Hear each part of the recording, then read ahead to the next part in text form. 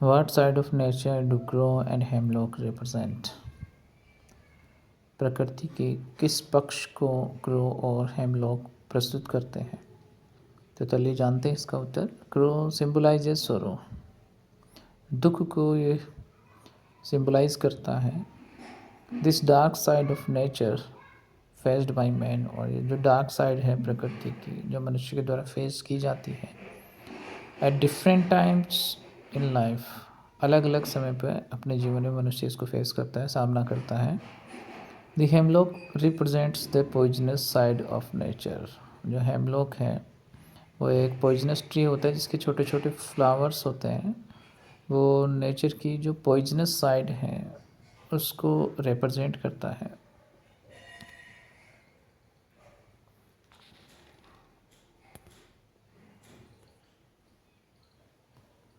उसके बाद में जो नेक्स्ट जो क्वेश्चन है वो है what is the dust of snow. Dust of snow क्या है? Dust of snow is a collection of tiniest particles of snow resting on the upper part of an object. छोटे छोटे पार्टिकल्स होते हैं बर्फ़ के जो किसी वस्तु के ऊपरी हिस्से पर ठहरे रहते हैं, उसी को डस्ट ऑफ स्नो अपन कह सकते हैं। उसके बाद में जो नेक्स्ट क्वेश्चन है काफ़ी इंपॉर्टेंट क्वेश्चन है, क्या मैसेज है, कवि क्या कहना चाहता है डस्ट ऑफ स्नो से? तो जानते हैं इसका उत्तर। The poet in the poem dust of snow wants to say, कहना चाहते हैं दैट ए सिंपल एक्ट, कि एक छोटा सा साधारण सा कार्य, falling of dust of snow, जिस प्रकार से बर्फ़ की धूल है उसका गिरना है from the tree, hemlock tree से, ऑन द पोइट, कवि के ऊपर, leads to positive change in the thoughts of the poet, और वो कवि को यानी कवि के जो विचार होते हैं उनको पॉजिटिव चेंज की ओर लेकर चला जाता है, अग्रसर करता है थ्रू दिस सिंपल एक्शन, और इस साधारण से कार्य के माध्यम say that leave a great impact on human mind, जो मानव मस्तिष्क पर एक महान प्रभाव छोड़ता है। वन एज पोइट हिमसेल्फ, जैसे कि कवि के खुद पे ऐसा प्रभाव हुआ, gets impacted by every action, तो उसी तरह से वह एक फायर और आइस किसको इंडिकेट करती है? तो फायर वो इंडिकेट करती है अनएंडिंग डिजायर्स ऑफ मैन, मनुष्य की न समाप्त होने वाली जो इच्छाएं हैं उनको।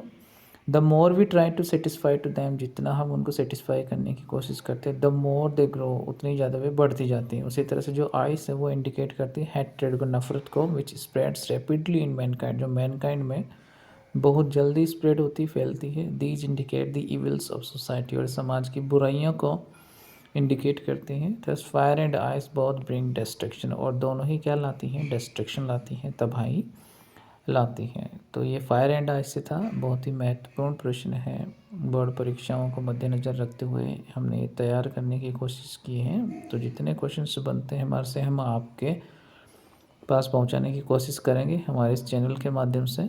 उसके बाद में जो नेक्स्ट क्वेश्चन है, what is the experience of poet about this world, कवि का क्या अनुभव है संसार के बारे में? तो poet has experienced that the desires will be cause of evil, की जो डिजायर्स हैं वही क्या है? कॉज है, कारण है इविल का, एंड डिस्ट्रक्शन का, ऑफ दिस वर्ल्ड, इस संसार में, यानी इविल और डिस्ट्रक्शन का कारण है वो है इच्छाएं हैं। Hate develops enmity among humans, और जो नफ़रत है वो मनुष्य में एनिमिटी, शत्रुता को विकसित करती है।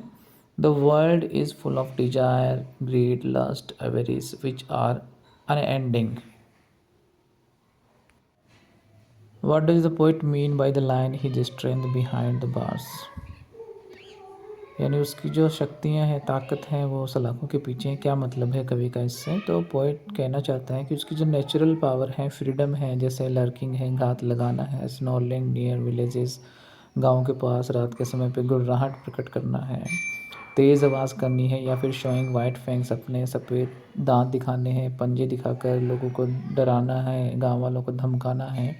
ये जो रेस्ट्रिक्टेड, वो सिर्फ रेस्ट्रिक्ट कर दिया गया है क्योंकि उसे सलाखों के पीछे यानी उसको एक पिंजरे में बंद करके रख दिया गया है। Tiger in the zoo has very little space to walk around in the comparison of the tiger outside, यानी बाहर का जो बाघ है उसकी तुलना में जो टाइगर इन द जू है उसकी लिमिटेड स्पेस है, थोड़ी सी जगह है जहाँ वो चल सकता है, भ्रमण कर सकता है, घूम सकता है। तो काफ़ी डिफरेंस यहाँ पे बताने की कोशिश की गई है कवि के द्वारा। नेक्स्ट क्वेश्चन है कि आप आइडेंटिफाई कैसे करेंगे एक तेंदुए को? तो ए लेपर्ड हैज़ पेपर्ड स्पॉट, धब्बेदार उस पर निशान होते हैं। लेपर्ड इज़ वेरी फास्ट, बड़ा तेज़ होता है, जंप लगा सकता है, क्लाइंब कर सकता है वेरी क्विकली, बड़ी फुर्ती से, एंड वेरी इजीली, बड़ी आसानी से। It is fierce and aggressive, काफ़ी खूंखार होता है, काफ़ी एग्रेसिव होता है ये, गुस्सा भयंकर आता है इसको, आक्रामक हो जाता है, खूंखार होने के साथ आक्रामक भी है ये। उसके बाद में है कि आप एक कैमेलियन को, एक गिरगिट को कैसे देख पाओगे, कैसे समझ सकते हो उसकी अपीयरेंस कैसे होती, तो जानते हैं इसका आंसर। ए कैमेलियन लुक्स लाइक लिजार्ड, छिपकली की तरह दिखता है। ना ही तो इसके ईयर्स होते हैं, कान होते हैं, ना ही इसके विंग्स होते हैं, पंख होते हैं। It can change its colour as per its surrounding, तो अपने आसपास का जो माहौल होता है, सराउंडिंग होती है, उसके अकॉर्डिंग ये क्या कर सकता है, चेंज कर सकता है अपने आप को।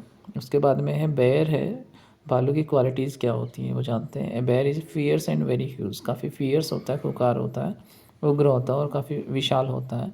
It hunts hard in order to kill its prey, अपने शिकार को मारने के लिए उसको कसकर या अपने भाव में लेता है, जैसे कि कभी हमें इस पोइम में बताता है।